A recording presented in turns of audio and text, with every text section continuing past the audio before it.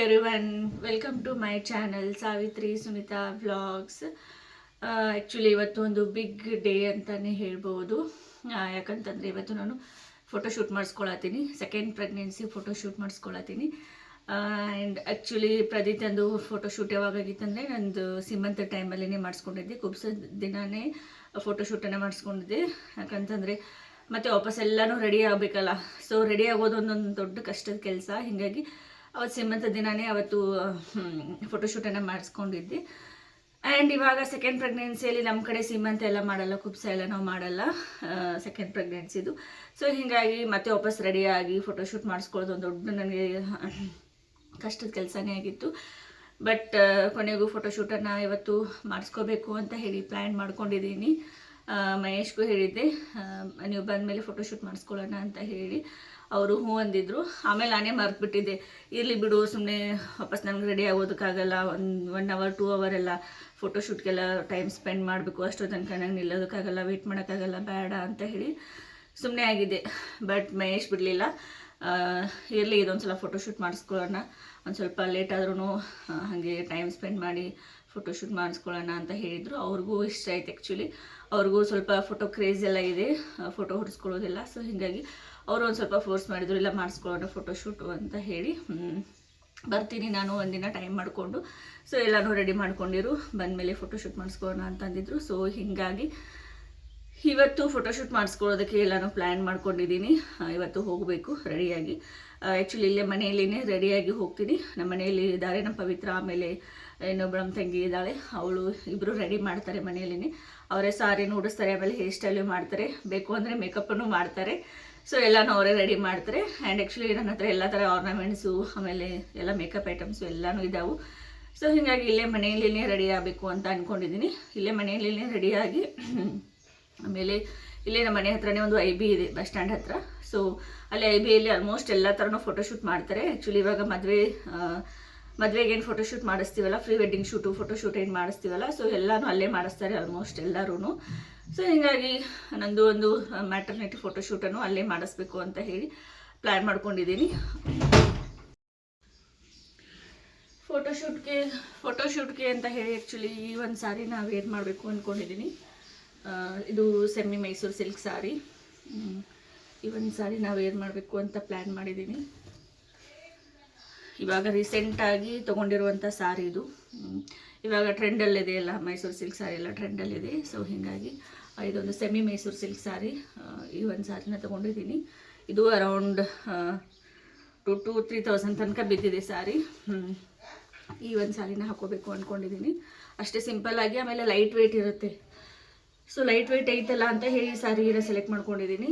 ನನಗೂ ಜಾಸ್ತಿ ಹೊತ್ತು ಸಾರಿ ಉಟ್ಕೊಂಡೆಲ್ಲ ನಿಲ್ಲೋದಕ್ಕಾಗಲ್ಲ. ಸೊ ಹೀಗಾಗಿ ಈ ಒಂದು ಸಾರಿನ ಸೆಲೆಕ್ಟ್ ಮಾಡ್ಕೊಂಡಿದ್ದೀನಿ. ಲೈಟ್ ವೆಯ್ಟ್ ಇದೆ ಅಂತ ಹೇಳಿ ಫುಲ್ ಹಗರಾಗಿದೆ ಇದು. ಸೊ ಈ ಒಂದು ಸಾರಿನ ಹಾಕೋತೀನಿ. ಇದ್ರ ಜೊತೆ ನಾನು ಬ್ಲೌಸನ್ನು ಯಾವುದು ಆ್ಯಕ್ಚುಲಿ ಆ ಸಾರಿದೊಂದು ಬ್ಲೌಸ್ ಹೊಲಿಸಿಲ್ಲ ಇನ್ನು ನಾನು. ಸೊ ಹೀಗಾಗಿ 3 ಬ್ಲೌಸನ್ನು ಇಟ್ಕೊಂಡಿದ್ದೀನಿ. ಈ ಒಂದು ಬ್ಲೌಸು, ಆಮೇಲೆ ಈ ಬ್ಲೌಸು, ಆಮೇಲೆ ಇದೊಂದು 3 ಬ್ಲೌಸನ್ನು ಇಟ್ಕೊಂಡಿದ್ದೀನಿ. ಯಾವುದಾದ್ರೂ ಒಂದು ಹಾಕೋಬೇಕು ಅಂತ ಹೇಳಿ. ಸಾರಿನ ವೇರ್ ಮಾಡೋ ಟೈಮಲ್ಲಿ ಯಾವ್ದು ಮ್ಯಾಚ್ ಆಗುತ್ತಲ್ಲ ಆ ಒಂದು ಸಾರಿನ ಹಾಕೋತೀನಿ. ಆ ಒಂದು ಬ್ಲೌಸನ್ನು ಹಾಕೋಬೇಕು ಅಂದ್ಕೊಂಡಿದ್ದೀನಿ. ಆ್ಯಕ್ಚುಲಿ ಇದು ಮ್ಯಾಚ್ ಆಗುತ್ತೆ ಅನಿಸ್ತೈತೆ ನನಗೆ. ಇದೂ ಮ್ಯಾಚ್ ಆಗುತ್ತೆ, ಬಟ್ ಆಮೇಲೆ ನೋಡಬೇಕು ಯಾವ್ದು ಮ್ಯಾಚ್ ಆಗುತ್ತೆ ಅಂತ ಹೇಳಿ. ಇದು ಹಾಗೆ ಸೈಡ್ ತೊಗೊಂಡು ಬ್ಲೌಸ್ ಪೀಸನ್ನು ತೊಗೊಂಡು ವರ್ಕ್ ಮಾಡಿದ್ದು ಸಾರಿ ಬ್ಲೌಸ್ ಇದು. ಸೊ ಈ ಥರ ವರ್ಕ್ ಮಾಡಿಸಿದ್ದೀನಿ. ಇದು ಆ್ಯಕ್ಚುಲಿ ಎಲ್ಲ ಥರ ಸಾರಿ ಮೇಲೆ ಮ್ಯಾಚ್ ಆಗುತ್ತೆ ಇದು ಬ್ಲೌಸು. ಈ ಥರ ಒಂದು ಬ್ಲೌಸನ್ನು ತೊಗೊಂಡು ಹೇಗೆ ವರ್ಕ್ ಮಾಡಿಸಿ ಇಟ್ಟಿವಿ.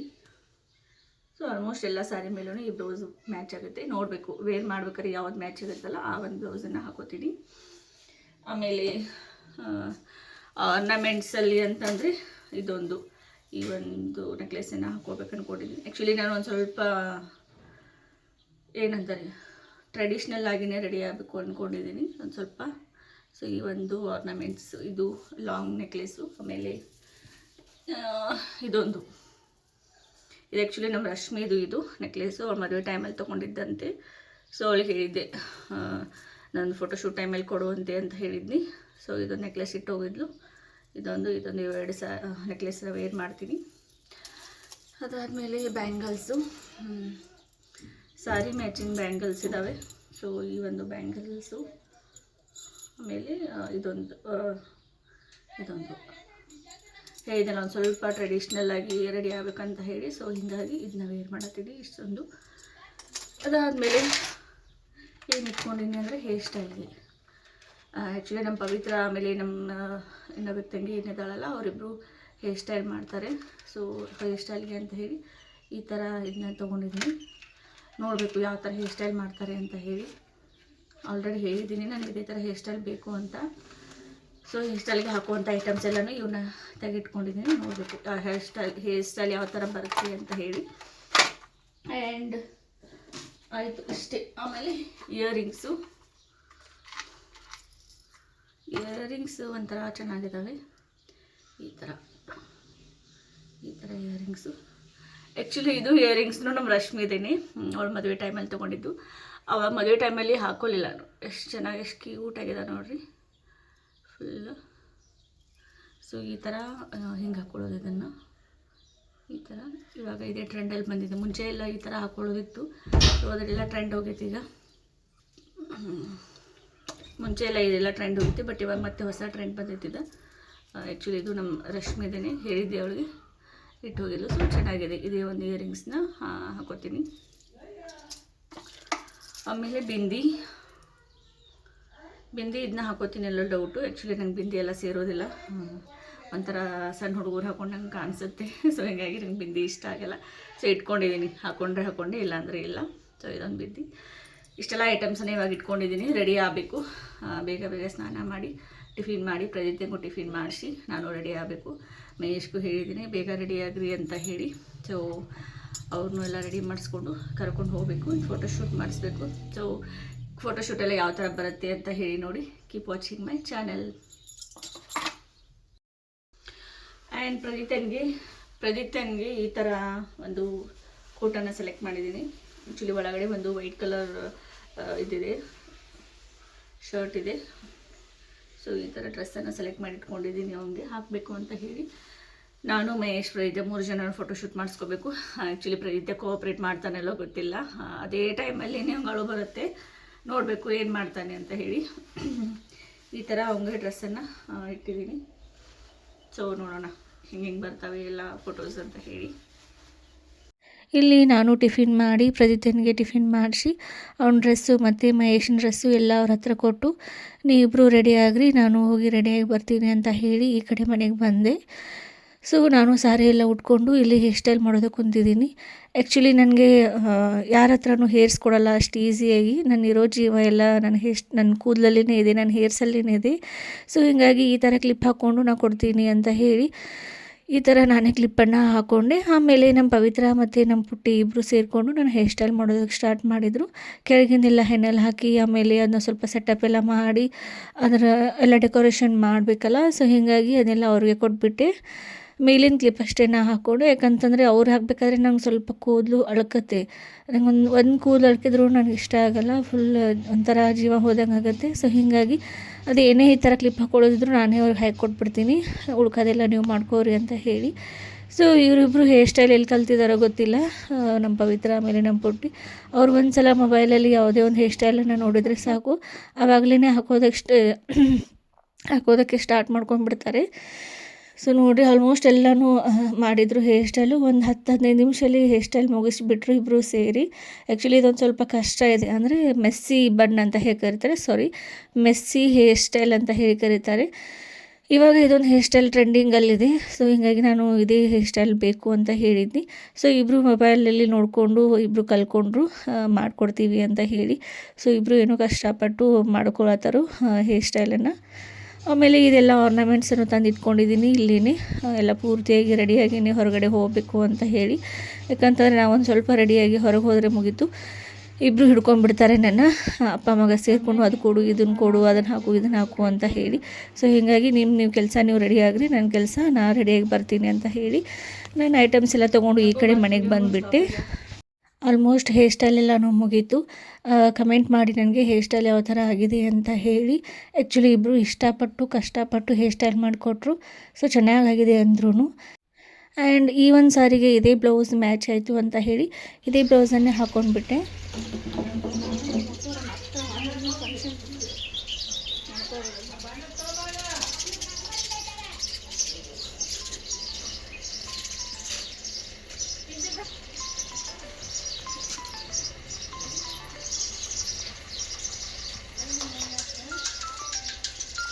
ಇಲ್ಲ ಐಬಿ ಹೋಗಿ ಬರ್ತವ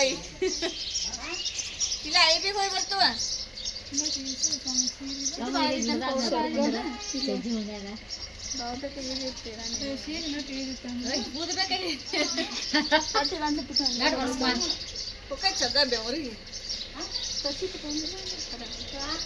ಏನಾಗಿ ಕ್ಯಾರಿ ಹೋಗಿ ಪಲಂಗ್ ಮೇಲೆ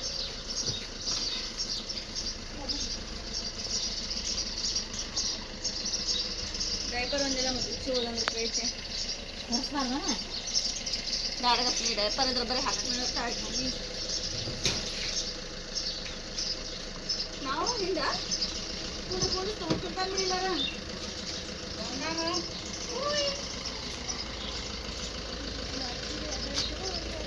ಏನಾಗಿ ಬಾಯ್. ನಾ ಬಂದಿಲ್ಲ.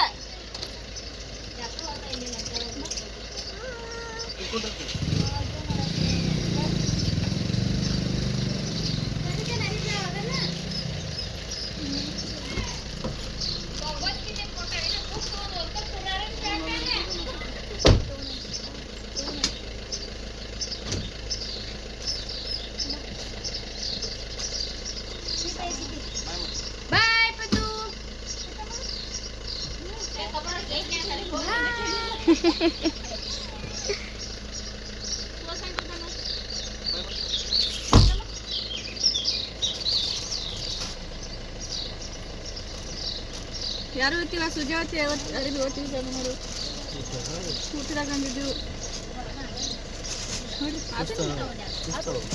ಮಾಡಲಿ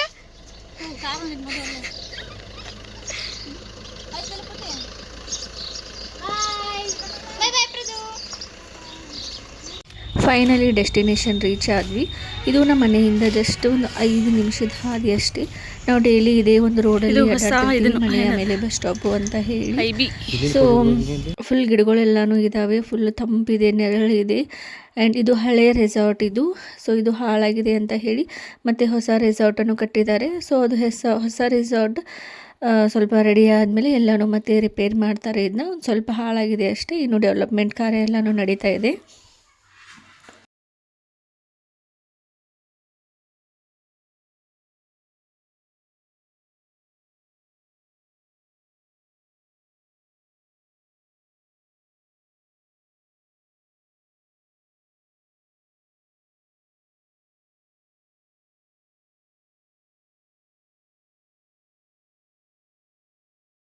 ಫೋಟೋಗ್ರಾಫರ್ ಬರೋದು ಒಂದು ಸ್ವಲ್ಪ ಲೇಟ್ ಆಯಿತು. ಒಂದು 10 ನಿಮಿಷ ಲೇಟ್ ಮಾಡಿ ಬರ್ತೀನಿ ಅಕ್ಕ ಅಂತ ಹೇಳಿದ್ದ. ಸೊ ಹೀಗಾಗಿ ನಾವು ಅಲ್ಲೇ ವೇಟ್ ಮಾಡ್ತಾಯಿದ್ವಿ. ಹಾಗೆ ನಾವು ಫೋಟೋಸ್ ತೊಗೊಳ್ಳೋದು, ವೀಡಿಯೋಸ್ ಮಾಡ್ಕೊಳ್ಳೋದು ಮಾಡತ್ತಿದ್ದೆ. ಪ್ರದಿತ್ಯಗಂತೂ ನಾನು ಇಯರಿಂಗ್ಸ್ ಮೇಲೇ ಕಣ್ಣಿತ್ತು. ಫುಲ್ ಒಂಥರ 1 ಗಂಟೆ ಥರ ಕಾಣಿಸ್ತಾ ಇತ್ತು ಅನಿಸುತ್ತೆ. ಬರ್ರಿ ಅದರಲ್ಲಿನೇ ಕೈ ಇತ್ತು ಒಂದು. ಆಮೇಲೆ ಪವಿತ್ರ ಮತ್ತು ಪುಟ್ಟಿ ಅವರು ನಮ್ಮ ಜೊತೆ ಬಂದಿದ್ದರು. ಸ್ವಲ್ಪ ಟೈಮ್ ಪಾಸ್ ಆಗುತ್ತೆ, ಅವ್ರಿಗೂ ಒಂದು ಸ್ವಲ್ಪ ಫ್ರೆಶ್ನೆಸ್ ಸಿಗುತ್ತೆ ಅಂತ ಹೇಳಿ ಅವ್ರನ್ನೂ ಜೊತೆಗೆ ಕರ್ಕೊಂಡ್ಬಂದಿದ್ದೆ. ಫೈನಲಿ ಫೋಟೋಗ್ರಾಫರ್ ಬಂದಾಯಿತು. ಸೊ ನನ್ನ ಮ್ಯಾಟರ್ನಿಟಿ ಫೋಟೋಶೂಟು ಸ್ಟಾರ್ಟ್ ಆಯಿತು. ಅವನಿಗೆ ಹೇಳಿದೆ ಎಲ್ಲ ಫೋಸ್ನು ನೀನೇ ತೊಗೊಂಡು ಬಾ ಅಂತ ಹೇಳಿ. ಆಮೇಲೆ ನಮ್ಮ ರಶ್ಮಿನೂ ಒಂದು ಸ್ವಲ್ಪ ಫೋಸಸನ್ನು ಕಳಿಸಿದ್ಲು, ಈ ಥರ ಮಾಡಿಸ್ಕೋರಿ 3 ಜನ ಚೆನ್ನಾಗಿ ಬರುತ್ತೆ ಅಂತ ಹೇಳಿ. ಆಮೇಲೆ ನಾನು ಅವ್ನಿಗೆ ಹೇಳಿದ್ದೆ, ನನಗೆ ಜಾಸ್ತಿ ಹೊತ್ತು ನಿಲ್ಲೋದಕ್ಕಾಗಲ್ಲ, ಬೇಗ ಟಯರ್ಡ್ ಆಗುತ್ತೆ, 1 ಅವರ್ 2 ಅವರ್ ಎಲ್ಲ ಆಗೋದಿಲ್ಲ, ಜಸ್ಟ್ ನನಗೆ ಹಾಫ್ ಆನ್ ಅವರಲ್ಲಿ ಮುಗಿಸ್ಕೊಡ್ಬೇಕು ಅಂತ ಹೇಳಿದ್ದೆ. ಅವನು ಆಯ್ತಕ್ಕ ಟ್ರೈ ಮಾಡ್ತೀನಿ ಅಂತ ಹೇಳಿದ್ದ. ನನಗಂತೂ ಒಂದು 20 ಮಿನಿಟ್ಸಲ್ಲೇ ಫುಲ್ಲು ಟಯರ್ಡ್ ಆಗೋದಕ್ಕೆ ಸ್ಟಾರ್ಟ್ ಆಯಿತು, ಜಾಸ್ತಿ ನಿಲ್ಲೋದಕ್ಕೂ ಆಗ್ತಾ ಇರಲಿಲ್ಲ. ಆಮೇಲೆ ಹಾಗೆ ಒಂದು ಸ್ವಲ್ಪ ಜ್ಯೂಸ್ ಅದು ತರಿಸ್ಕೊಂಡು ಕುಡಿದ್ವಿ, ಒಂದು ಸ್ವಲ್ಪ ರೆಸ್ಟ್ ಮಾಡಿ ಮತ್ತೆ ಫೋಟೋಶೂಟನ್ನು ಸ್ಟಾರ್ಟ್ ಮಾಡ್ಕೊಂಡ್ವಿ. ನಾನು ಸಾಕು ಮನೆಗೆ ಹೋಗ್ತೀನಿ ಅಂತ ಅಂದ್ರೂ ಅವನು ಫೋಟೋಗ್ರಾಫರ್ ಬಿಡ್ತಾ ಇರಲಿಲ್ಲ. ಅವನು ಒಂದು ಸ್ವಲ್ಪ ನಮಗೆ ರಿಲೇಟೆಡಲ್ಲಿ ತಮ್ಮನೇ ಆಗಬೇಕು, ಅವನು ಬೇಯೋದಕ್ಕೆ ಸ್ಟಾರ್ಟ್ ಮಾಡ್ದ. ಏನಕ್ಕ ಒಂದ್ಸಲ ಫೋಟೋಶೂಟ್ ಮಾಡಿಸ್ಕೋತೀಯ, ಎಷ್ಟು ಇದನ್ನು ಮಾಡ್ಕೋತೀಯ ಅಂತ ಹೇಳಿ ಬೈದು ಇದೊಂದು ಫೋಟೋ ಲಾಸ್ಟಕ್ಕ ಒಂದೇ ಫೋಟೋ ಅಂತ ಹೇಳಿ ಒಂದು 100 ಮೇಲೇ ಫೋಟೋಸ್ ಎಲ್ಲ ಕ್ಲಿಕ್ ಮಾಡಿದೆ. ಬಟ್ ಫೋಟೋಶೂಟ್ ಎಲ್ಲನೂ ಚೆನ್ನಾಗಿ ಬಂತು. ಒಂದು ಬೇಜಾರು ಏನಾಯಿತು ಅಂದರೆ ಪ್ರದೀಪ್ತೆ ಅಂತೂ ಒಂದು ಫೋಟೋಸ್ಗೂ ಫೋಸ್ ಕೊಡಲಿಲ್ಲ. ಅವ್ನು ಕೆಲವೊಂದು ಸಲ ಬೇಕು ಅಂತಲೇ ಮಾಡ್ತಿರ್ತಾನೆ, ಅಳೋದು ಸುಮ್ಮನೆ ಕಾಡಿಸೋದು, ಹಠ ಮಾಡೋದು ಇದನ್ನೇ ಮಾಡ್ದೆ. ಅವ್ರ ಪಯ್ಯ ಚಿಕ್ಕಿನ ಬೇರೆ ಕರ್ಕೊಂಡು ಹೋಗಿದ್ವಲ್ಲ, ಸೊ ಹೀಗಾಗಿ ಚಿಚ್ಚಿ ಅಂತ ಹೇಳಿ ಬರೀ ಚಿಚ್ಚಿ ಜೊತೆನೇ ಕುಂತ್ಬಿಟ್ಟ. ಯಾವ ಫೋಟೋಗೂ ಫೋಸ್ ಕೊಡಲಿಲ್ಲ, ಅದೇ ಒಂದು ಬೇಜಾರಾಯಿತು. ಆಮೇಲೆ ಅವ್ರ ಅಜ್ಜ ಬಂದರು. ಸೊ ಅವ್ರ ಅಜ್ಜನ ಜೊತೆ ಬೆನ್ನತ್ತಿ ಮನೆಗೆ ಹೋಗಿಬಿಟ್ಟ. ಸೊ ಹೋದರೆ ಹೋಗಲಿ ಬಿಡು, ಹಂಗೂ ನಿದ್ದೆ ಬಂದಿದೆ, ಮಲ್ಕೋತಾನೆ ಮನೆಗೆ ಹೋಗಿ ಅಂತ ಹೇಳಿ ಸುಮ್ಮನೆ ಆದ್ವಿ. ಆಮೇಲೆ ನಾವು ಒಂದು ಸ್ವಲ್ಪ ಫೋಟೋಸನ್ನು ಹೊಡೆಸ್ಕೊಂಡು ಬೇಗನೆ ಮನೆಗೆ ಬಂದುಬಿಟ್ವಿ. ಫೋಟೋಸ್ ಎಲ್ಲನೂ ಶೇರ್ ಮಾಡ್ತೀನಿ, ಯಾವ ಥರ ಫೋಟೋಸ್ ಬಂದಿದ್ದಾವೆ, ಯಾವ ಥರ ಫೋಟೋ ಶೂಟ್ ಆಗಿದೆ ಅಂತ ಹೇಳಿ ಪ್ಲೀಸ್ ನನಗೆ ಕಮೆಂಟ್ ಮಾಡಿ. And thank you so much for watching my YouTube channel. Thank you. ಇದೇ ಥರ ನನ್ನ ಚಾನಲ್ಗೆ ಸಪೋರ್ಟ್ ಮಾಡಿ.